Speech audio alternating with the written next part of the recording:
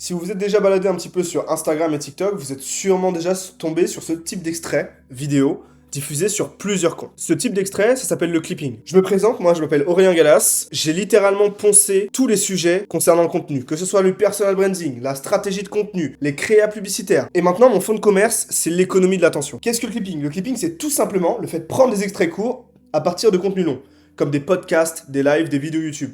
Ces clips sont ensuite postés sur les réseaux sociaux comme TikTok, Instagram, pour booster l'audience du créateur ou de l'entrepreneur. Si vous êtes un coach à 10, 30, 40, 50K par mois, vous êtes déjà sûrement en train de créer du contenu. Et cette stratégie va littéralement vous permettre de devenir la référence de votre marché, le personnage principal. Comment le clipping fonctionne? Grosso modo, ici, c'est vous à l'instant T, ok? Vous avez un seul compte, vous postez une seule fois par jour, et votre contenu a une durée de vie de 2 à 3 semaines. Comment mettre en place du clipping? Vous faites appel à un manager, ok, que vous payez tous les mois.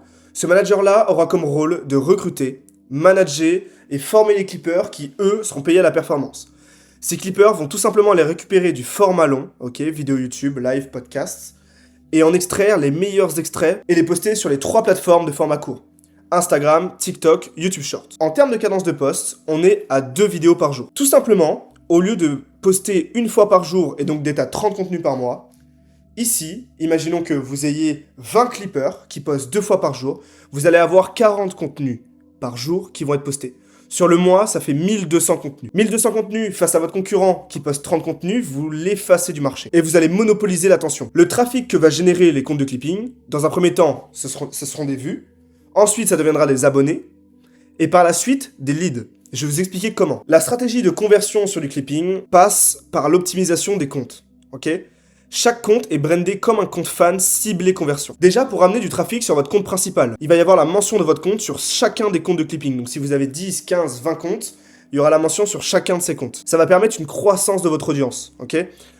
Également, le lien en bio qui est traquable, ok? On va traquer tous les clics. Ces clics vont être redirigés sur votre tunnel de vente directement. Ensuite, les stories à la une optimisées. Ces stories à la une là sont là pour convertir l'audience.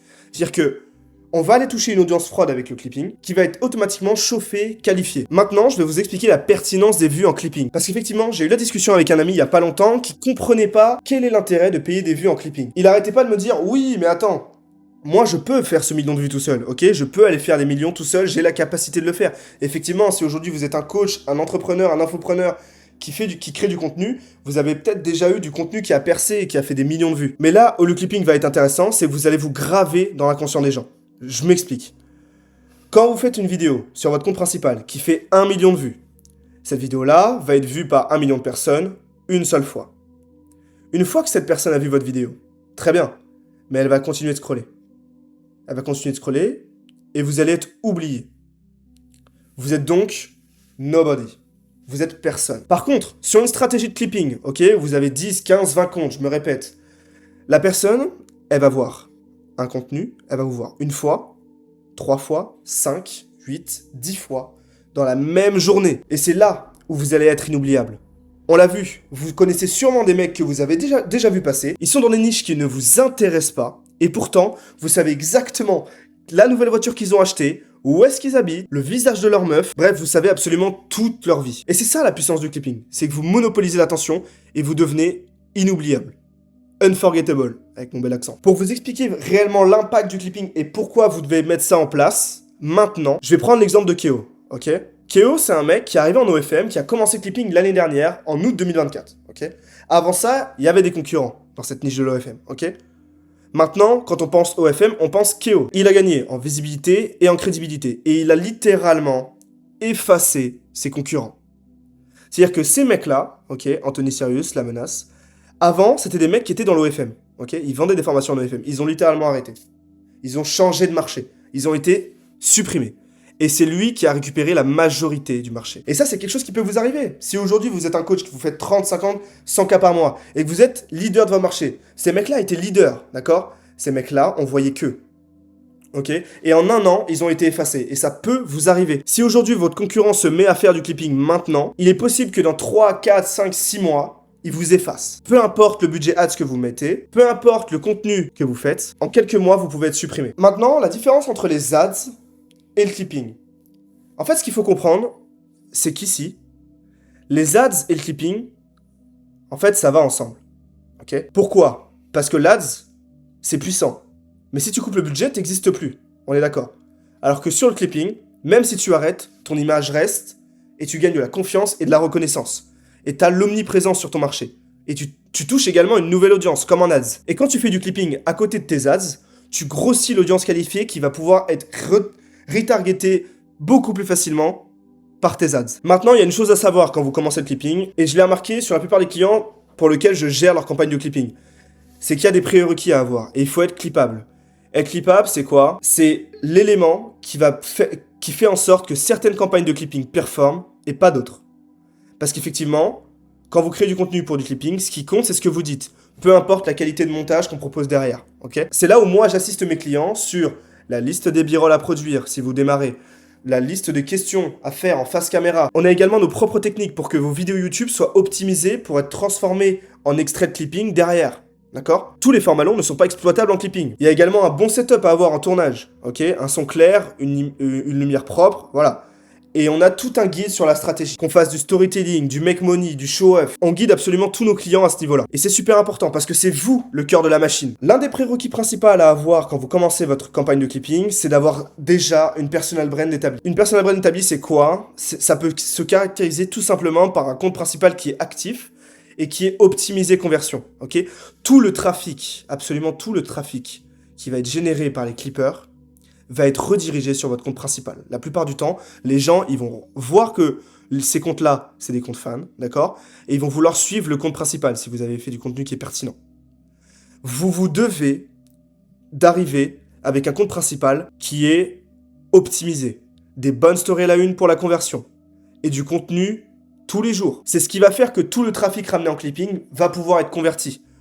Au-delà du fait d'avoir un tunnel sur chacun des comptes de clipping, le vrai tunnel, il est là. Et la vraie audience, elle va se rediriger ici. Si vous n'avez pas un compte optimisé, vous perdez énormément. Maintenant, comment mettre en place une campagne de clipping? C'est simple. La campagne, on va la setup sur Whoop, sur lequel vous allez déposer le budget pour payer les clippers, ok?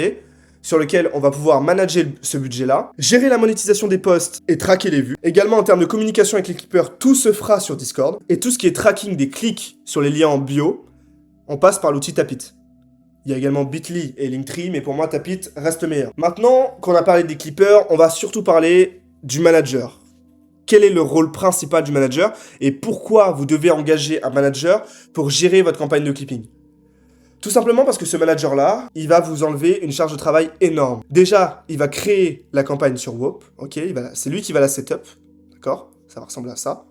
Sur tout ce qui est les max payout, ok? Pour éviter que sur une seule vidéo, tout le budget clipping soit épuisé. Si une vidéo sur l'un des comptes de clipping fait 1 million de vues, il va vous bouffer absolument tout le budget et c'est ça qu'on va éviter. Donc la campagne doit être setup correctement. Ensuite, il va s'occuper de recruter et gérer les clippers. Ok?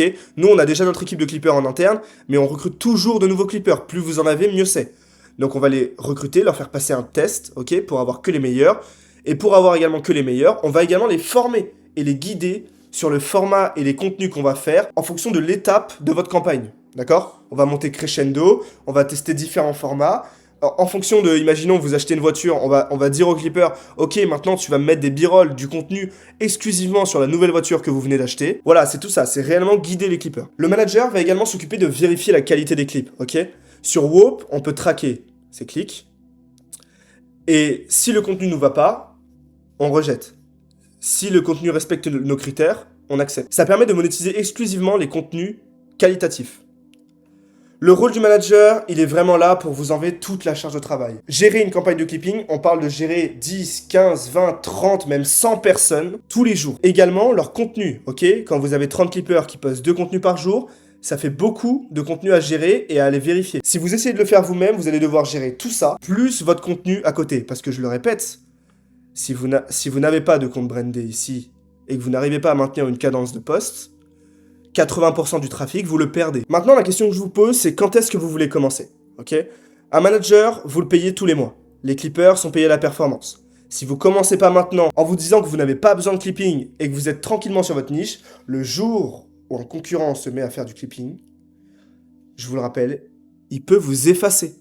Peu importe le budget ads que vous mettez, peu importe le nombre de contenus que vous postez sur votre compte principal, vous risquez de disparaître. Pour vous donner un exemple en termes de chiffres, Keo reverse plus de 50 000 euros à ses clippers. Maintenant, il est sur un ROI fois 20 sur son investissement en clipping. Et on parle d'un mec qui fait du clipping depuis 1 an. D'accord? Et même sans parler d'argent que ça va vous rapporter. Le temps que vous allez économiser sur votre contenu, ok, on parle de contenu que vous allez faire une seule fois et qui va être démultiplié. Ça vous fait beaucoup plus de temps à passer sur votre business. Également, en grossissant votre audience qualifiée, vous allez baisser vos coûts d'acquisition en ads derrière. Et par rapport à la conversion en clipping, ok, imaginons qu'un compte de clipping fasse 100 000 vues sur la semaine.